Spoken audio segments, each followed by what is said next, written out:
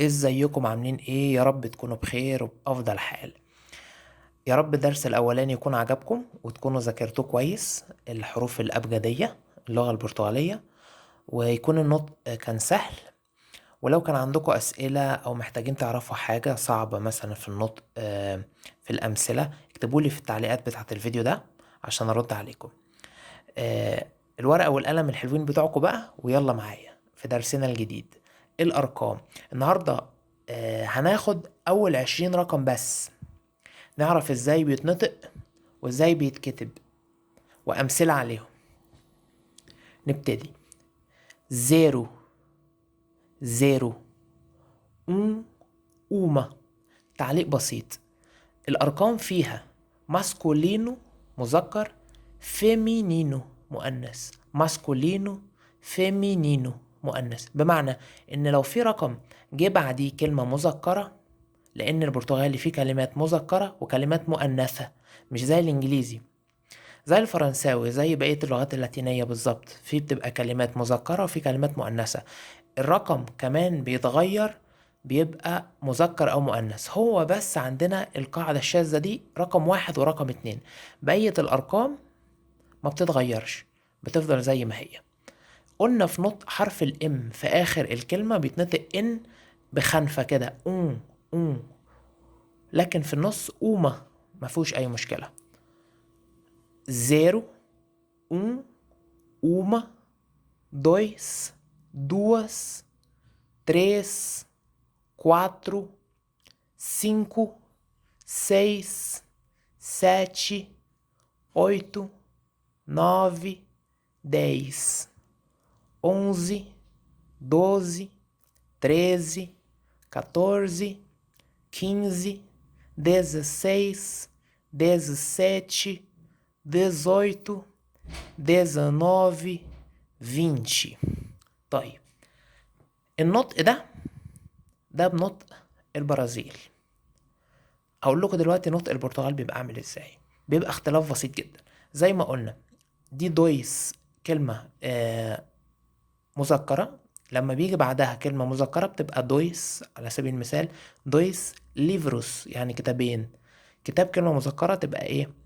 الرقم برضو بيتعامل كأنه مذكر. طيب دوس لو جاية بعدها كلمة مؤنثة زي مثلا بولا، كورة، دوس بولاس، دوس بولاس، كورتين. بتعرفوا من نهاية الكلمة لو الكلمة آخرها أو بتبقى مذكرة، لو آخرها بتبقى مؤنثة. وبتبقى في نهايات تانية بتبقى شاذة والقاعدة بتاعتها بتبقى مختلفة، بس بتعرفوها بقى إيه؟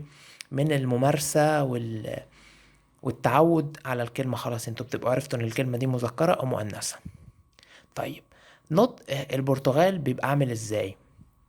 معلومات عامة ليكم برضو، وانتوا اللي تختاروا تتكلموا بأي لهجة، عشان لو سمعتوا مثلا حد بيتكلم برتغالي تفهموه، ولا حد بيتكلم برازيلي برضو تفهموه، وانتوا تختاروا تتكلموا بأي لهجة.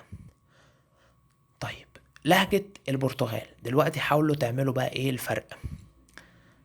زيرو، uma, dois, duas, três. لو تاخدوا بالكم حرف الاس في الاخر في البرتغال بيتنطق شين، لكن في البرازيل يتنطق اس. três, quatro, cinco, seis, sete, sete. واخدين بالكم هنا تي اي في الاخر، تي اي بتنطق ايه؟ ت، ت. دي في لهجة البرتغال، لكن في لهجة البرازيل ساتشي، تشي. مش بالمنظر ده بالظبط، ساتشي. طيب، اويتو، نوف، نوف. بلهجة البرتغال ذ، لكن في البرازيل نو في، نوفي. ديش، ديش. برتغال، انا كل ده دلوقتي بقرأ بلهجة البرتغال. اونز، اونز، لكن في البرازيل اونزي. دوز، دوز، تريز، تريز، 14، 15، 16، 16، 17، 17. لكن نعمل مقارنة سريعة. البرتغال يقولوها ازاي؟ 16. لكن في البرازيل 16. اول كلمة او اول حرف ممكن يبقى جي 16 واخر حرف اس عادي، او ممكن تنطوي اول حرف دي 16. لكن في البرتغال 16. نفس الكلام رقم 17 17 بلهجة البرتغال. لهجة البرازيل 17 18 18 19 19. لكن في البرازيل 19 19.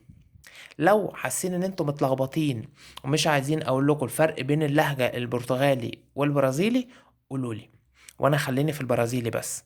لكن انا مركز اغلب النطق على لهجة البرازيل زي ما قلت لكم، لان هي الاكتر انتشار واكتر اهمية.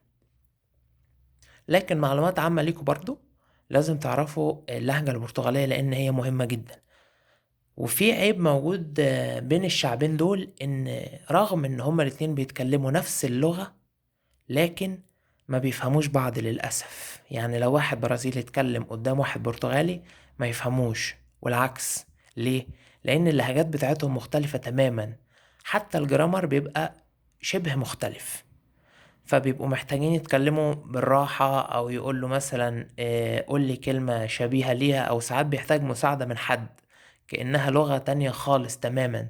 فطبعا انتوا لما تعرفوا اللهجتين بتوع البلد البرتغال والبرازيل يبقى انتوا كأنكم بتتكلموا لغتين بالظبط.